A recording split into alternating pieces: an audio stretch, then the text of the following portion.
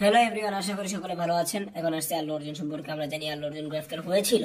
এটা কেন বলছি হয়েছিল কেন বললাম, কারণ ইদানিং তিনি সকালবেলা মুক্তি পেয়ে গেছেন।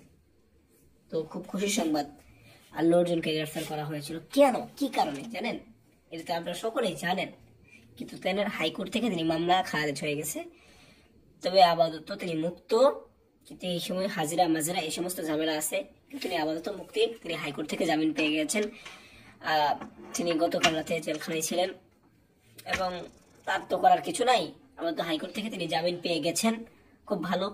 তো এখন এখানে আবার সাকিব খানকেও আবার ই করতে হবে, সিকিউরিটি নিতে হবে। এরকম নিয়ে আমি একটা ভিডিও বানাবো আপাতত পরে।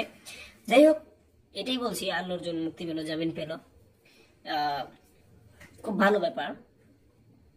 কিন্তু এরকম ভাবে সাধারণ ভাবে চলা দরকার ছিল, সাবধানে চলাটাই দরকার ছিল। আর 14 দিনের রিমান্ড মঞ্জুর হয়েছিল, কিন্তু 14 দিনের রিমান্ড বলতে এই যে এত ধরনের ভক্তদের ইয়া বলে ভিড়া ভিড়ি, 14 দিন রিমান্ড দেওয়াটা একদম ঠিক হবে না ভাই। যে নাকি জান দিতে পারে ভক্ত, এত পরিমাণ ভক্ত, কি না হতে পারে এখানে। তো ভিডিও ধন্যবাদ।